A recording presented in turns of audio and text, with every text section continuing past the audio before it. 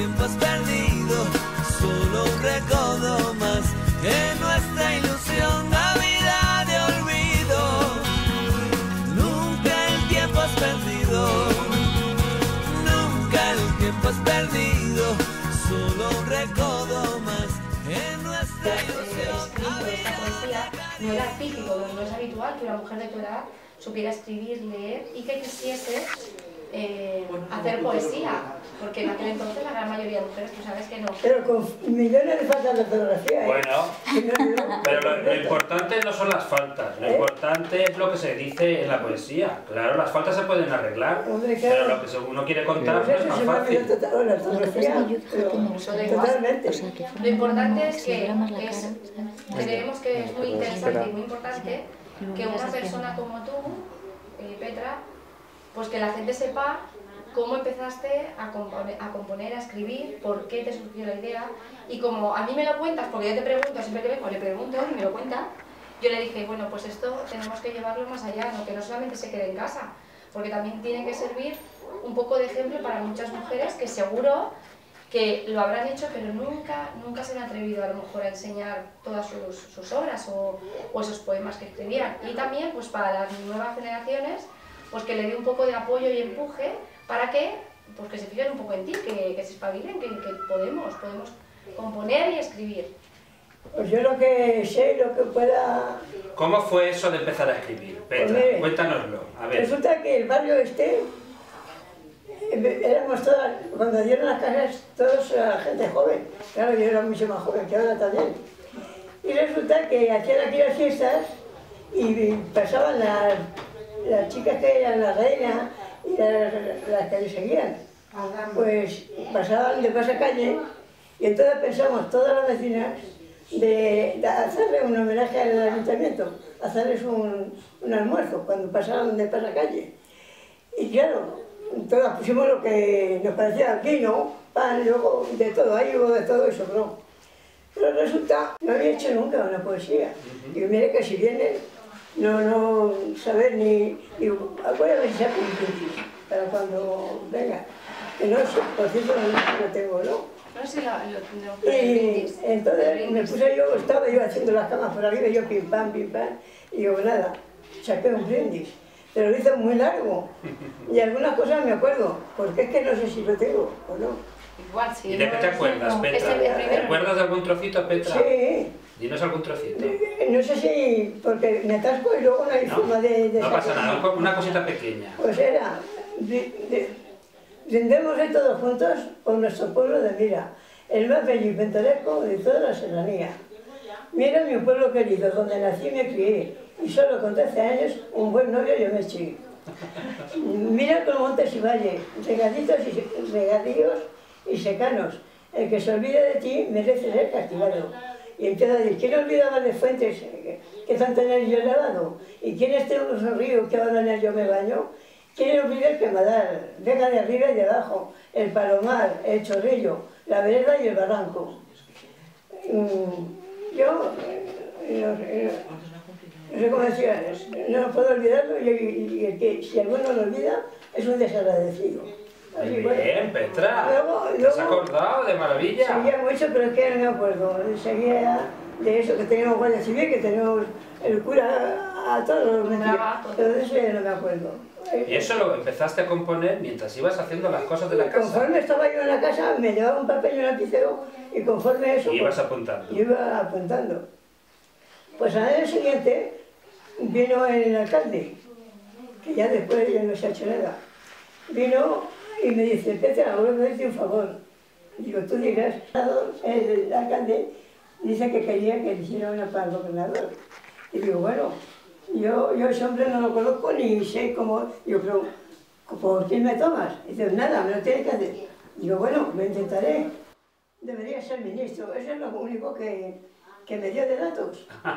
Y claro, pues yo empecé pim pam, y la hice. En cierto, esa la tengo. ¿Sí? La tengo la poesía escrita.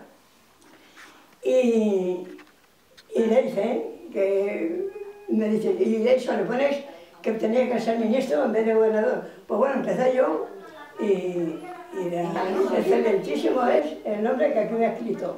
es gobernador de Cuenca y en vez de gobernador debería ser ministro, lo que me dijo. Y me dio un libro pequeñito donde había estado él y las conferencias que daba y algunas cosas de las que decía. Y con respecto a eso, pues yo le ponía todo, bueno, que le pareció también que cogió y se la mandó al gobernador. Y le gustó, claro. El libro. Y claro, al poco tiempo, que diga mi hija, recibo una carta, y yo, uy, si esto es del gobernador de Cuenca. Y el hombre, que le tengo la carta también guardada, y me decía, dándome las gracias, y decía que siguiera con las poesías, en otros términos, pero dándome a entender Te eso. animaba a que siguieras escribiendo, claro. Que sería muy no sé qué. Y aquello ya me hizo a mí calentarme, y empecé a escribir por todo, a mis hijos, a mis nietos, a toda mi familia, y luego cosas del pueblo. ¿Tus padres, tus abuelos, que les hubiera gustado escribir o eso? ¿O empezó contigo? ¿Empezó contigo la escritura o había algún abuelo, algún tío? Nadie. No, yo soy. Empezó contigo. Los hijos intervenían para nada en las poesías. Yo cogía, estaba haciendo mis cosas y me llevaba un papel y un lapicero. Pensaba una cosa, la escribía, pensaba otra. Y luego pues lo iba sacando y así, pero muchísimas. A mis nietos, a mis hijos, a mi familia, bueno, y todo eso. Y de aquí del pueblo también. ¿Cuánto ha cambiado Mira? ¿Cuánto ha cambiado Mira en todos estos años? ¿Qué dirías? Madre mía. Me acuerdo yo cuando se murió mi madre cuando yo tenía 7 años y estaba en las calles que daba miedo, llovía y unos torrentes de agua. Una vez vino una ría, tan grande, en guerra, esto era en guerra, que desde la plaza, toda la plaza se inundó. Y en el cuartel, la reja primera esa que hay, que da aquí al río, pues hasta ahí llegó el agua.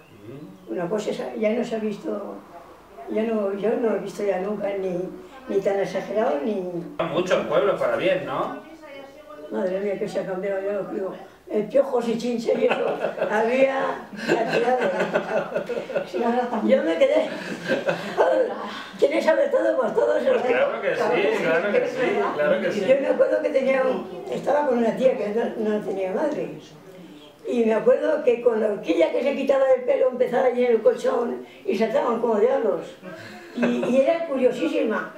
Y para casa y para todo, porque los piojos que abundaban aquí, muchos piojos y mucha miseria. Y mi padre, pues el pobre era jornalero, que se quedó viudo muy joven. Mi madre tenía 42 años cuando se murió. Y nos quedamos 5. De los 5 hermanos, yo me fui se llevó una tía mía, otra que tenía 17 se llevó a 2, a una hermana y un hermano. Y mi padre se quedó con los mayores. Mi padre el más trabajador del mundo, no de Mira, del mundo, no se casó. Que llegó la noche, él estaba trabajando con la coscorrona, ahora soy de nombrar tú de la coscorrona. Estaba trabajando con la coscorrona y se iba hasta la noche, no echaban 7 horas ni pagaban los jornales, aunque ahora son bajos como entonces.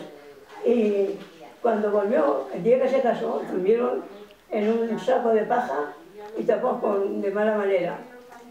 Y cuando vino, eso me lo contó mi padre ya cuando iba meses, dice, mi madre llevaba los ojos con el puño de llorar.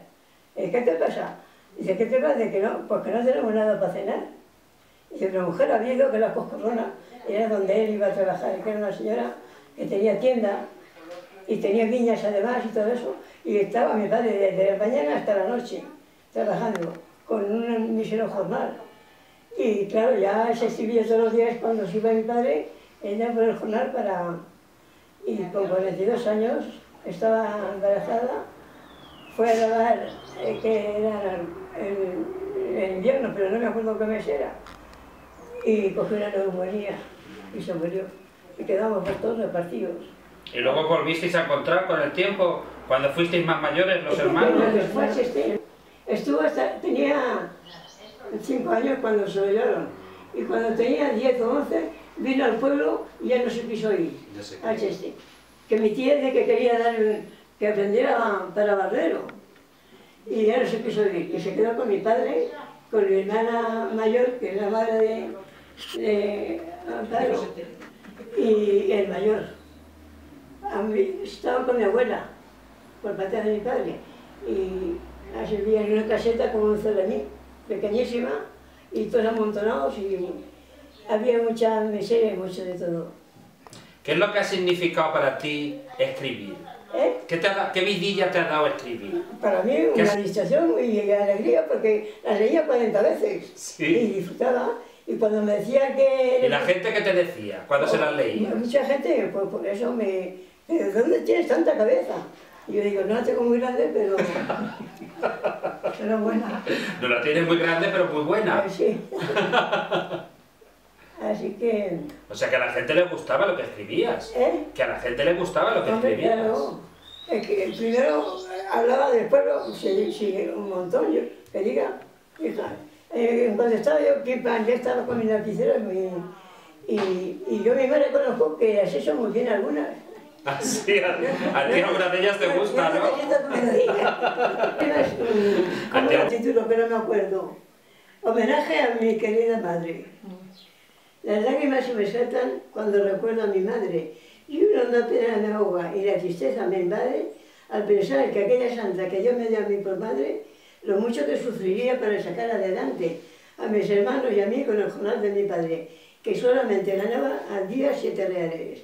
Y fue una esposa abnegada de sus hijos, muy amante, sencilla, buena y honesta, y fiel, muy fiel a mi padre. Y se me pone que me gallina. Y recuerdo con la pena que le decía a mi padre, cuida bien de nuestros hijos que no los maltrate nadie, porque es la mayor fortuna que he podido dejarte. Y su vida se extinguía, y la tez de sus semblantes se tornaba amarillenta, y sus labios como sangre se movían lentamente, y uno dijo jadeante, quiero abrazaros a todos antes que mi vida acabe. Y se cumplió tu deseo como lo pediste, madre, y con inmensa amargura nos besaste y abrazaste, y se acabó tu agonía, y en tu sereno semblante quedó marcada la huella de la muerte peludante que sin piedad te trató. Y aunque mucho le rogaste que dejara de vivir, sus entrañas la ablandaste, y orgullosa de su triunfo, se te llevó y lo dejaste. Y recuerdo que ese día vi llorar mucho a mi padre, y la casa estaba llena de amigos y familiares. Y yo, inconsciente de todo, porque solo era una niña, un gran acontecimiento, aquello me parecía. Porque aquel día yo tuve besos, halagos, caricias, y tantas cosas que me fascinó, y que no las tuve de niña.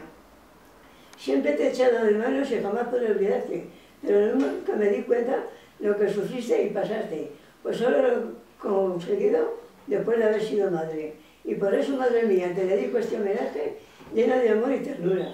Mejor quisiera darte 1000 besos y 1000 abrazos y en mis brazos estrecharte que expresar en un papel lo que siento por ti de premio. Muy bien. De la de mi padre, esa es más cortita. ¿Y cómo dice? ¿Qué triste estás, padre mío? Dime, ¿por qué triste estás? Cállate y no me lo digas, porque creo adivinar que si me cuentas tus penas te vas a echar a llorar. Estás triste, sí, muy triste porque ya muy viejo estás y te atormenta la idea que empiezas a molestar. Yo no quiero, padre mío, que puedas eso pensar, porque a mí no me molestas, ni creo que los demás puedan sentirse molestos por cosas tan natural, porque si a viejo llegamos, como todos hemos de estar, e igual que hagamos nosotros, nuestros hijos nos harán. Aparte del pensamiento, esa idea tan atroz. No tuviste a tu madre hasta el día como yo, y jamás te oí decir que ella a ti te molestó. Así que alegre esa cara, no sufras ni sufrir me hagas, que quiero ver sonreír esa carita de... Y en Madrid tengo un grupo de teatro y no encontramos siempre cosas tan bonitas y tan emocionantes como estas que nos estás diciendo, ¿eh? No te pienses. No es para que te lo creas, no te lo tienes que creer, más que lo suficiente. Te voy a decir una de cuando se casó mi... ¿Ah, sí? ¿Tienes una de cuando se casó tu hija? Sí, tengo muchas riquitas y tengo el premio ese de hacer así, un libro que me dieron y 3 diplomas que tengo también de Andete, que me dieron un primer premio también, con la de mi madre. La quiero decirlo tuya, que a mí me gustaron con niños. La rosa que yo crié con tanto amor y cariño ha salido de mi casa del brazo de su padrino, para empezar nueva vida y a reconstruir su nido. De ideas e ilusiones repleta está su cabeza. Solo le pido al Señor que le ilumine y proteja, y que no pierda la fe, y ante el dolor o pobreza sea humilde y resignada. De poco sirven las quejas, son pruebas que Dios nos pone para probar nuestras fuerzas, pero con amor y fe son mucho más llevaderas. Que Dios vele por vosotros, bendiga vuestro unión, y en vuestro hogar nunca falte la paz. Pero yo te quiero hacer una última pregunta. ¿Tú qué le dirías a la gente joven que están en estos tiempos tan raros para que la cultura, la poesía les ayudara? Dile, ¿qué les dirías tú? ¿Tú qué les Pues yo dirías? creo que no es tan difícil de aprender, hombre, de no ser un cabeza rota que no ni a cojones aprenda, que si lo intentas, se consigue. Yo, la ortografía, ya digo, casi no me acuerdo de nada, pero la poesía a ti te ayudaba a contar cosas, cuanto ¿no? más, hombre, claro, cuanto más se aprende, mejor. Y eso, mis hijos todos, bien o mal, todos han ido a la escuela todo el tiempo, que aquella no quiso estudiar. Era la que podía volar al estudio, y no quiso. Hizo el primer curso, pero se echó un noviete de aquí del pueblo, y se fastidió. Es que es lo que pasa, a veces hay que elegir entre la universidad o el... No es que me pesa, porque ha tenido mucha suerte, la veo feliz. Pues eso es muy importante, ¿no? Así que... Es muy importante, ¿no? Ver a los hijos y a los nietos felices, aquí ¿no? tengo que estar con ella dándole el tostón, me tiene que vestir, me tiene que bañar, me tiene que hacer todo. Bueno, pero tú eres su madre, Sí. y tú le has dado muchas cosas importantes. Entonces, también es importante a las personas mayores que nos habéis dado tanto, que en un momento dado tengáis que ser cuidadas como os merecéis, ¿no? También hice para ella, pero claro, no llevo más que un pocos en la cabeza, porque si no, pues adiós que si tendría lo menos 50 o 60 o... Yo quiero hacer una foto contigo y con Cristina.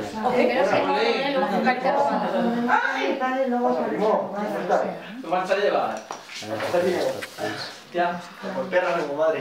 Le quita esto, abuela. ¿Qué pasa? ¿Cómo estás? ¿Ella lo puede leer? ¿Ella lo puede leer? Petra, ¿tú puedes leerla? ¿Tú la lees? ¿Ves bien?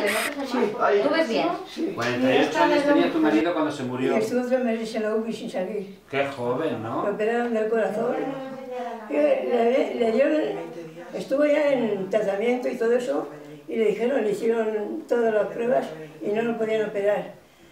Pero después vino un médico que fue el mismo que lo vio en Madrid y le hicieron todo a Cuenca.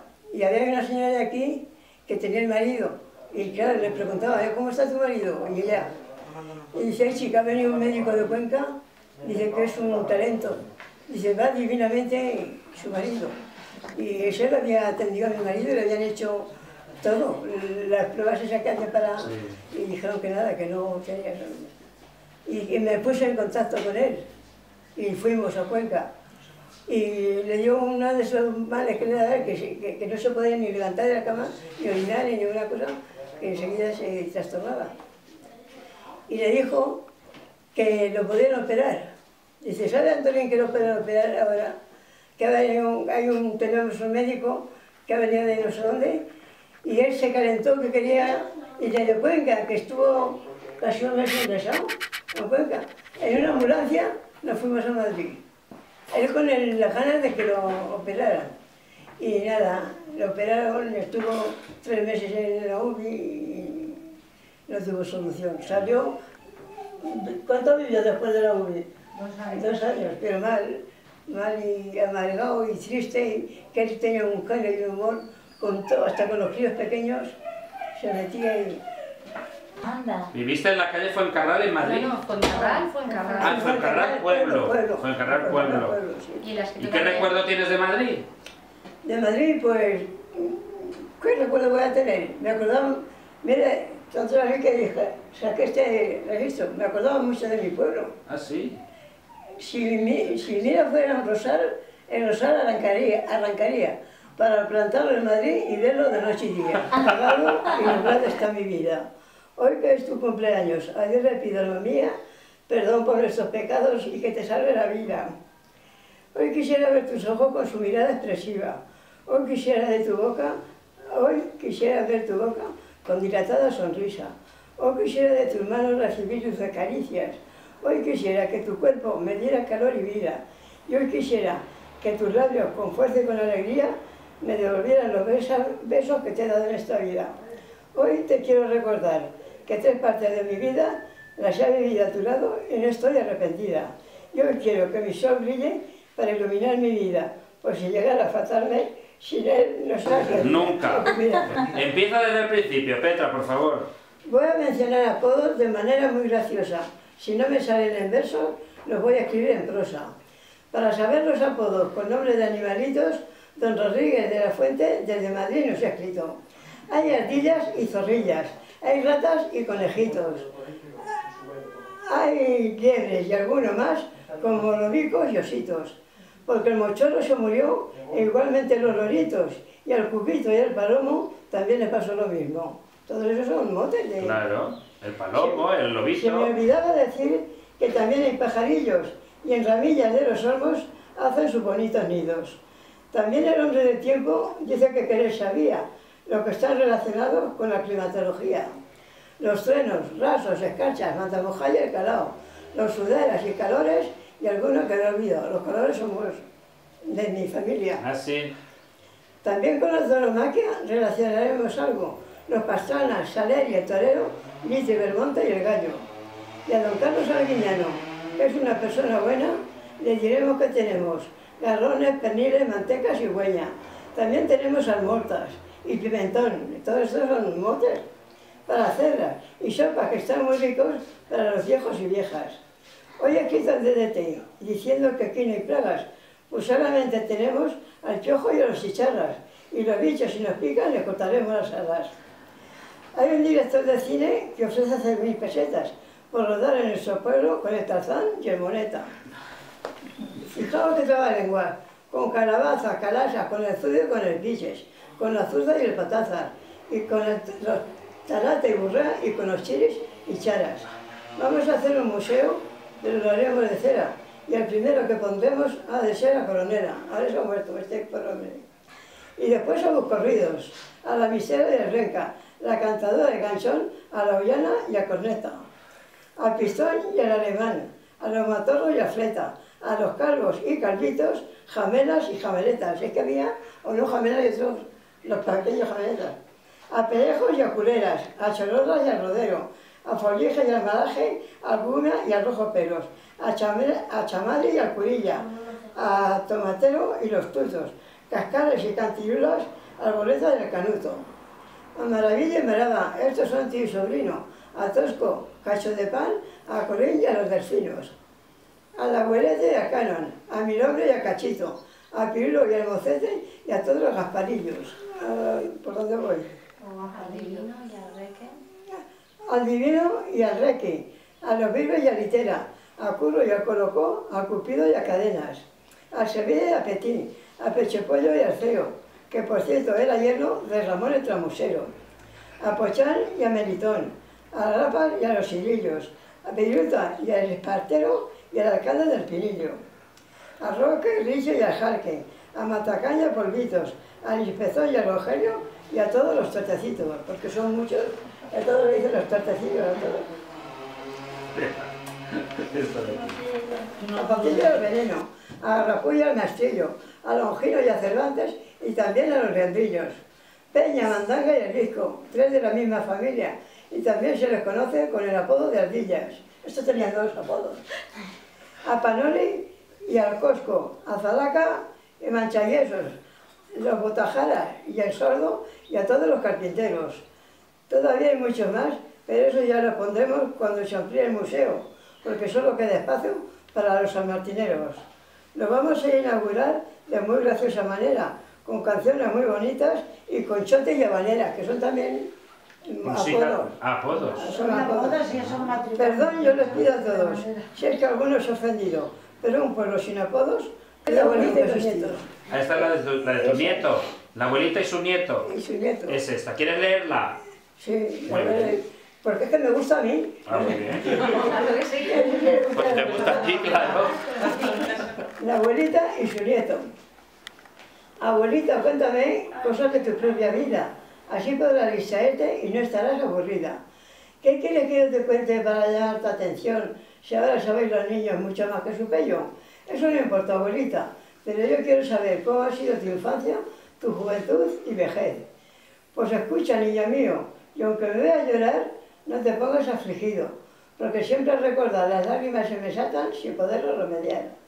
Cuando tenía 7 años a mi madre la perdí. Sin sus besos y caricias, yo era una niña infeliz. Entonces no había coches, ni motos, ni máquinas, ni tractores, ni teles, ni lavadoras, ni internet, ni ordenadores. Pero te aseguro, hijo, que eran los tiempos mejores. No se mataba a la gente con tanto odio y crueldad como ahora está ocurriendo en toda la humanidad. No desayunaba leche ni chocolate con churros, y no es que no me gustaran, pero no teníamos ni un duro. Solía comer almuerzos y gazpachos de pan duro. En casi todas las casas mataban a algún gorrino, y a mi gloria me sabían las tajadas de tocino. Mi mamá no quiere darme, dice que le hace daño a los niños. Me da filetes, pescado, jamón de york y quesitos, pollo, yogures y fruta y comida de potitos. Tenía muchos juguetes que iba a tener. Me los hacía yo misma y jugábamos muy bien. Mira, mi muñeca era una piedra. Con cascos de platos rotos hacíamos la vajilla, y con latas de sardinas, sartenes, cuberterías, y con 2 medias naranjas, con unos hilos y un palo, hacía un bonito peso, el menos que canto gallo. Esos eran los juguetes que teníamos antaño. Iba también a la escuela, no es que lo llevara bien, pero después me di cuenta que es importante aprender. Y doña Justa Beltrán, esa era la maestra que me enseñó a leer y a escribir. Y doña Justa Beltrán, que era una buena maestra, ella me enseñó a leer, a escribir y a hacer las cuentas, a rezar y a hacer labores, y a aprender de España entera sus regiones y provincias, los mares que le rodean, sus ríos más importantes, sus límites y fronteras. Era una santa mujer, amable, sencilla y buena. Creo que por sus virtudes en el cielo Dios la tenga. Íbamos con ella a clase unas 40 o 50, y a todas nos atendía con muchísima paciencia. Cuando tenía 3 años, el tunante del abuelo puso sus ojos en mí y despertó mis anhelos.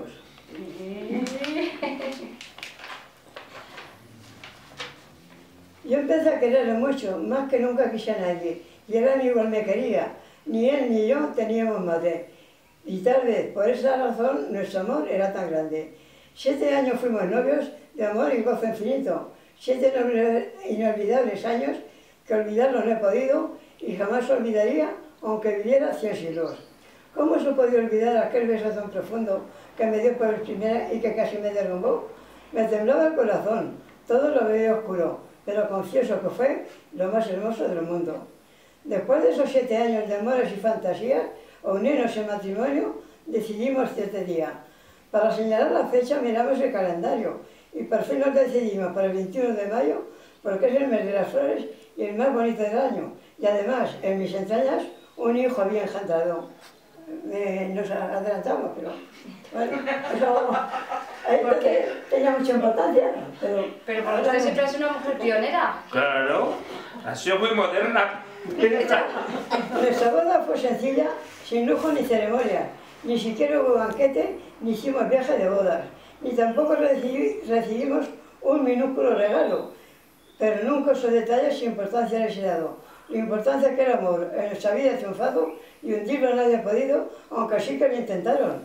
Pero es difícil hundir lo que está bien cimentado.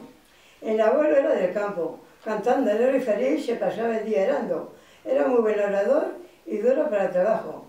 Tenía la piel tan negra que parecía mulato, pero aquellas eran las huellas del sol y el aire del campo. Era fuerte como un roble, no muy alto ni muy bajo, pero bastante flacucho, y se cargaba los sacos llenos de trigo y cebada como muñeco de trapo. Y cuando llegaba a casa con sudor y olor a tierra, me estrechaba entre sus brazos, y hablando de sus cosechas, se nos pasaban las horas rápido como sus frutos empezó a dar, y se llenó nuestra casa de amor y felicidad. Abuelita, me parece que te estás equivocando. ¿Cómo ibas a darle frutos si no eres tierra ni campo? No me equivoco, hijo mío, porque yo le di al abuelo 5 hijos lo mismito que los ángeles del cielo. Con la leche de mis pechos a los 5 amamanté, y entre penas y alegrías adelante los saqué. Por exceso de trabajo enfermó el corazón, tuvo que dejar el campo y buscar algo mejor. Pero tanto sacrificio ya muy poco le sirvió, y hospital en hospital media vida se pasó. Pero un 16 de julio, que era la Virgen del Carmen, al cielo se lo llevó, y aquí nos quedamos todos sumidos en gran dolor. Abuelita, está llorando, ¿te entristecen los recuerdos? Pues ya no me cuentes más, pues eso lo seguiremos. Los recuerdos, sí. Pero qué importantes son los recuerdos, ¿no? Pues sí, mucho. Yo a mi madre siempre la he echado de menos mucho, mucho. muchísimo. Y me acuerdo cuando, como si fuera ahora, de todo lo que nos acercaron allí a la cama para que nos dieran besos, y estaba casi agonizando. Los 5 hermanos que éramos. ¿Nos quiere contar alguna cosa más? Pues eso de lo que es la vida. ¿Qué es la vida para ti, Petra? ¿Qué ha sido la vida? Para la vida, que hay que vivir a lo mejor que se pueda. Porque yo he pasado por eso, calamidades muchísimas. Claro. Porque ya le cuento, mi padre y yo con el tiempo que tenía me tuve que ir con todos los hermanos separados. Aunque nos hemos llevado muy bien, pero cada uno por un camino y cada uno... Y que eso, que la vida es eso, que al final todos vamos al mismo sitio y no tiene que haber tanto odio, tanto rencor ni tanta maldad. Y saber perdonar a tiempo todo. Es lo único que puedo decir yo de la vida. Nunca el tiempo has perdido.